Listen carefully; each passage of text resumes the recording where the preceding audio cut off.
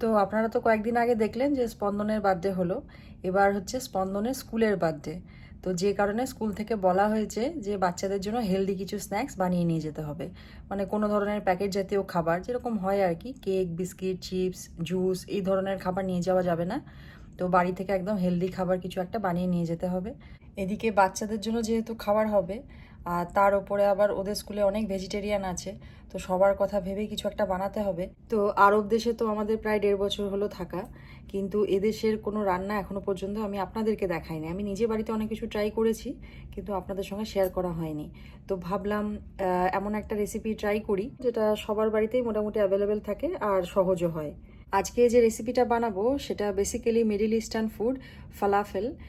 আর এটা traditional Arabic recipe হিসেবেও ভীষণভাবে পপুলার। চলুন তাহলে দেখা যাক কীভাবে বানানো হয়। একদম সহজ একটা রেসিপি, আপনারা দেখলেই বলবেন যে হ্যাঁ সত্যি খুব সহজ। ফালাফেল বানানোর মেন ইনগ্রিডিয়েন্টস হচ্ছে কাবলি ছোলা। এটা আমি আগের দিন রাত্রে ভিজিয়ে রেখেছিলাম। এবার এই কাবলি ছোলাটাকে মিক্সিতে পেস্ট করব। খুব মিহি করে পেস্ট না করলেও চলবে, আবার মিহি পেস্ট হয়ে গেলেও কোনো অসুবিধা নেই। এখন কাবলি ছোলার সঙ্গে দিয়ে দেব পেঁয়াজ, রসুন। এই রান্নাটায় কিন্তু ধনে পাতাটা একটু বেশি পরিমাণেই লাগবে। এর সঙ্গে চাইলে আপনারা মিন্টও ব্যবহার করতে পারেন। এখন মশলার মধ্যে পড়বে জিরে গুঁড়ো, ধনে গুঁড়ো, গোলমরিচের গুঁড়ো। এখানে চিলি ফ্লেক্স বা লঙ্কা যা খুশি অ্যাড করতে পারেন, কিন্তু যেহেতু বাচ্চারা খাবে তাই সেটা আমি দিইনি। আর পরিমাণ মতো নুন, সামান্য একটু জল দিয়ে একটা পেস্ট বানিয়ে নিয়েছি। এবার এই পেস্টটাকে একটু টাইট করার জন্য দিয়ে দেবো সুজি। এই সুজির জায়গায় অনেকে ময়দা, কর্নফ্লাওয়ার অনেক কিছুই ব্যবহার করে থাকেন, কিন্তু সুজিটা যেহেতু হেলদি অপশন তাই এটাই ব্যবহার করছি।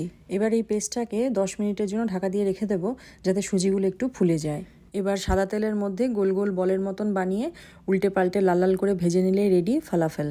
এটা তাহিনি সস দিয়ে হোক বা যে কোনো সস দিয়ে স্ন্যাক্স হিসেবেও খাওয়া যেতে পারে। তাছাড়া পিটা, ব্রেড, স্যান্ডউইচ এরকম বিভিন্ন ধরনের খাবারের সঙ্গেও খাওয়া যায়। আজকের সমস্ত ফালাফেল স্পন্দনের টিফিন বক্সে যাবে ওর স্কুলের ফ্রেন্ডসদের জন্য।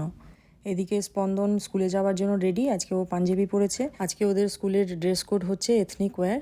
আর 5টা দিনের মতন আজকের স্কুল ডেটা একটু অন্যরকম বলে স্পন্দন কিন্তু ভারী খুশি।